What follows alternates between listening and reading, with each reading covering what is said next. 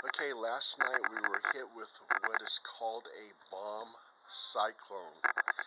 And a bomb cyclone is warm air coming from Hawaii and cold air coming from Canada. And when it connects, you get high winds. And they said that the winds were going to be 60 miles per hour. Okay, so I would say that the winds were 90 miles per hour. I mean, it was really heavy devastation back here. And I gotta clean this mess up.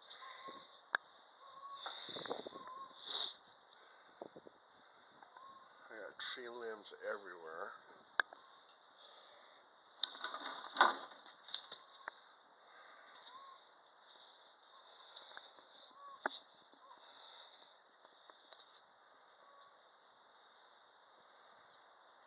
And garbage from my garbage cans.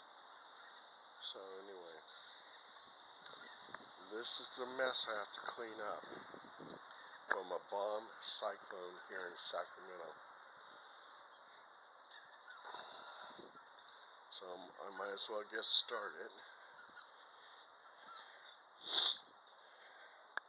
And all these tree limbs came from my very tall pine trees. So anyway, I'm just really fortunate that nothing fell on my car or anything like that. So I'm very fortunate about that.